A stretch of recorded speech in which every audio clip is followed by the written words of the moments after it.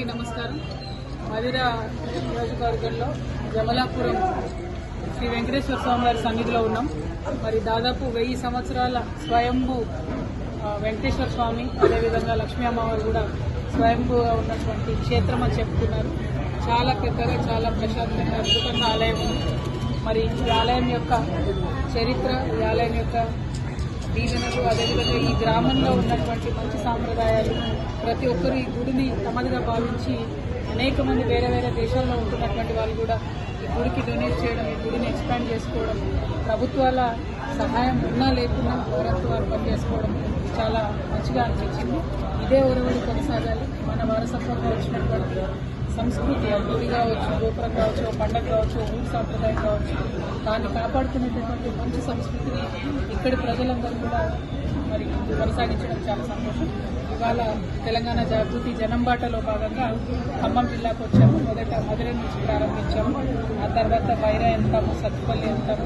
వెళ్తూ ఖమ్మం, పాలేరు అన్ని నియోజకవర్గాలు కవర్ చేసి రేపు సాయంత్రం వరకు కూడా ఇక్కడే ఉండడం జరుగుతుంది. అనేక ప్రజా సమస్యలు ఉన్నాయి. వాటి పట్ల కూడా ప్రభుత్వం యొక్క దృష్టిని ఆకర్షించేటటువంటి కార్యక్రమాలను కూడా చేపడతాం. ఇక్కడికి మరి గౌరవ పెద్దలు ఎన్టీ రామారావు గారు వచ్చారని చెప్తా ఉన్నారు, కేసీఆర్ గారు వచ్చారని చెప్తా ఉన్నారు. ఎవరు వచ్చినా రాష్ట్రానికి ఎంతో కొంత సహాయం చేసుకుంటూ వెళ్ళినటువంటి వాళ్ళే. అదేవిధంగా వాళ్ళ యావత్తు జాగృతి కుటుంబ సభ్యులు అందరం కూడా వచ్చాం. మాకు కూడా భగవంతుడు అంత శక్తినిచ్చి ఖచ్చితంగా ప్రజలకు సహాయం చేసేటటువంటి శక్తిని మాకు ఇస్తాడని చెప్పి నమ్ముతా ఉన్నాం. Thank you. జై తెలంగాణ. సంగారెడ్డి ఎమ్మెల్యే చింతా ప్రభాకర్ రెడ్డి గారు మీ మీద మీడియా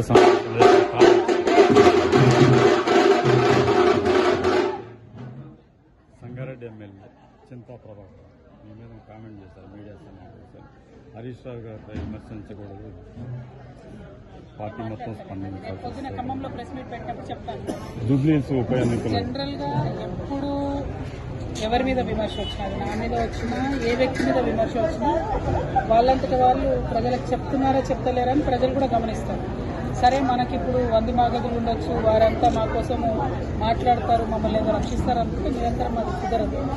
ఆరోపణ మన మీద వచ్చినప్పుడు చెప్పుకోవాలి. అది ప్రజా జీవితంలో క్లీన్ కాన్షియస్నెస్, క్లియర్ మైండ్ ఉన్న వాళ్ళు చేసేటటువంటి పని. అలా కాకుండా ఇక పీ మీద పెట్టి తిప్పిస్తాం, పిట మీద పెట్టి తిప్పిస్తాం, వాళ్ళతో తిప్పిస్తాం, వీళ్ళతో తిప్పిస్తాం అంటే అది కూడా ప్రజలు గమనిస్తారు.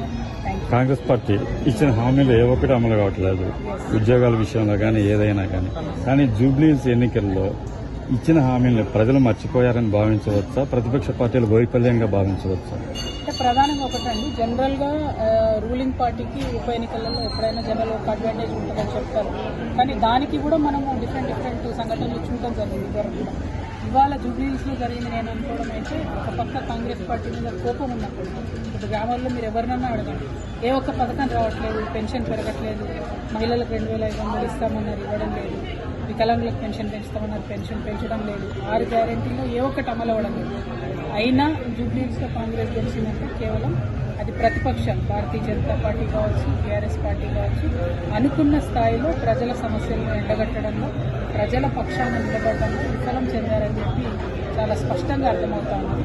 అందుకే తెలంగాణ జాగృతి ఆ బాధ్యతను మా నెత్తి మీద పెట్టుకొని మొత్తం తెలంగాణ కూడా మేము ఉన్నటువంటి సమస్యలను ప్రభుత్వం దృష్టికి తీసుకొచ్చే విధంగా వెళ్తా ఉన్నాం.